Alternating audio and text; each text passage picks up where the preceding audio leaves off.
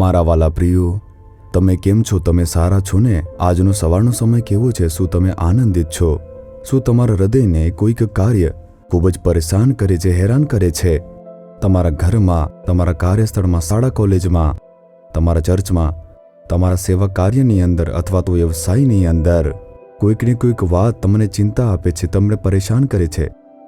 શું તમે આજે આવા દુઃખમાં છો? તમારામાંથી કોઈ વર્ષોથી મુશ્કેલીમાંથી પસાર થાય છે.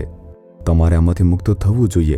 તે દુઃખ અને જે ખલેલ પહોંચાડે છે તે દૂર થવું જોઈએ. તમારે શું કારણ છે જાણો છો? પ્રભુ સલાહ આપી રહ્યા છે. કોલોસીઓને તેનો 3 અધ્યાય તેની 13મી કલમ જુઓ.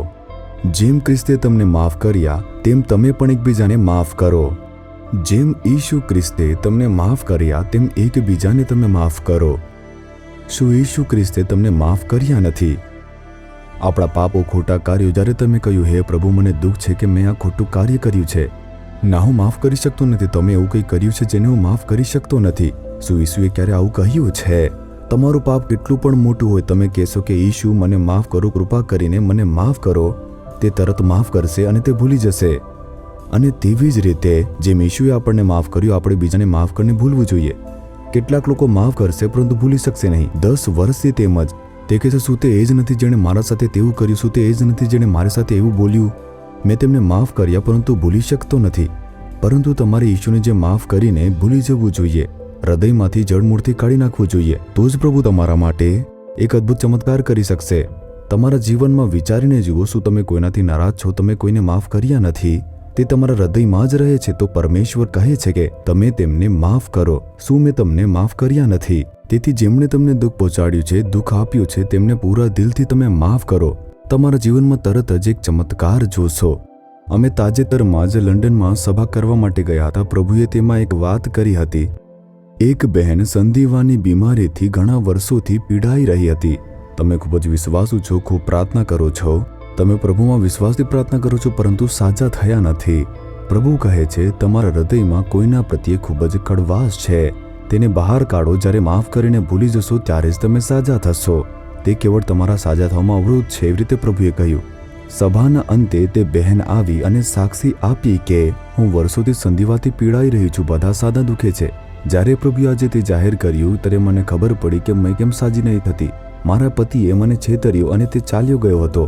તેણે બીજી સ્ત્રી સાથે લગ્ન કરીને મને છોડી દીધો હતો. મારા મનમાં ઘણા વર્ષોથી તેના પ્રત્યે કડવાશ હતી અને નફરત હતી. ઈશ્વરના આત્માએ તે જાહેર કર્યું અને મને તે મુક્ત કરવા માટે કહી નાખ્યું. મેં કહ્યું, મને માફ કરો, મેં ભૂલ કરી છે પ્રભુ. ઈશુ, મારા હૃદયમાંથી મેં તને જડમૂળથી કાઢી નાખ્યું છે. મેં મારી જાતને માફ કરવા ભૂલી જવા માટે પ્રતિબદ્ધ કર્યું. તત્કાળ સાજા પણ મળ્યું. સાંધાનો દુખાવો તે તત્કાળ દૂર થયો. સંપૂર્ણપણે હું સાજી થઈ ગઈ છું. તેથી તેના ચમત્કારમાં શું અવરોધ આવી રહ્યો હતો? તેનો માફ ન કરવાનો એક સ્વભાવ. શું તમે કોઈને માફ કરી શકતા નથી? તેને માફ કરીને ભૂલી જાઓ. કેટલાક સમયે તેમને માફ કર્યા પછી તમે તેમના પ્રત્યે પ્રેમાળ બની શકો છો, પરંતુ તમારે તેમની સાથે કોઈ સંગત ન રાખવી જોઈએ. શરૂઆતના સમયમાં મેં કેટલાક લોકોને માફ કર્યા, પરંતુ તેમની સાથે સંગત ન રાખી, કેમ કે જો સંગત રાખશો તો સમસ્યાઓ ફરીથી વધી જશે. આ પરમેશ્વરે મને શીખવ્યું છે કે માફ કરો, ભૂલી જાઓ, તેમને પ્રેમ કરો, પરંતુ દૂર રાખો, સંગત ન રાખો. કારણ કે શૈતાન તેમનો ઉપયોગ તમારા પર ફરી હુમલો કરવા માટે કરી શકે છે. એટલા માટે હું તેમને માફ કરીશ, ભૂલી જઈશ અને દૂર રહીને અંતર રાખીશ. હું તેમને પ્રેમ બતાવીશ, બસ આટલું જ. પરંતુ મારી સાથે ગાઢ સંબંધ રાખવા દઈશ નહીં. તમારા જીવનમાં આનું પાલન કરો. ઈશુએ કહ્યું, જ્યારે મને વધસ્તંભે ચડાવવામાં આવ્યો, જે સૈનિકોએ મને ચડાવ્યો, તેમને મેં માફ કરી દીધા હતા. મેં એમ કહ્યું હતું કે હે પિતા, તેમને તમે માફ કરો. પણ હું ફરીથી સજીવન થયા પછી તેમની પાસે ગયો ન હતો. મારી સંગત ખાલી મારા શિષ્યો સાથે જ હતી. જો તેઓ તમારા પરિવારના હોય તો માફ કર્યા પછી તેમની સાથે સંગત રાખવી જોઈએ. તેમને છોડશો નહીં. પતિ હોય, પત્ની, માતા પિતા, બાળકો, સાસુ, પુત્ર, વધુ, તેમની સાથે સંગત રાખો. પરંતુ કેટલાક બહારથી આવશે, દુઃખ પહોંચાડશે, આવા લોકોને માફ કરો, પરંતુ તેમની નજીક ન રહો, તેમને દૂર રાખો. ત્યારે તમે શાંતિથી રહી શકશો. બાઇબલ શું કહે છે આપણે તે સંપૂર્ણપણે સમજવું જોઈએ. શું તમે કોઈને માફ કરી શકતા નથી? તેથી આજે કહો, હું માફ કરું છું. હું તે ભૂલી જાઉં છું. હે ઈશુ, જેમ તમે મને માફ કર્યો છે તેમ હું તેમને પણ માફ કરું છું. તેઓએ મને વેદના પહોંચાડી, દુઃખ આપ્યું છે, અપમાન કર્યું છે, મને ખૂબ જ અસર કરી છે. છતાં જેમ તમે મને માફ કર્યો છે તેમ હું તેમને પણ માફ કરું છું. મારા હૃદયમાંથી તે કડવાશને દૂર કરો, નફરતને દૂર થવા દો. હું તે ભૂલી ગયો છું. તેમને પણ તમે આશીર્વાદ આપો. ઈશુના નામમાં પ્રાર્થના કરું છું. Amen, amen. Jesus redeems Gujarati YouTube ચેનલને સબસ્ક્રાઇબ કરો.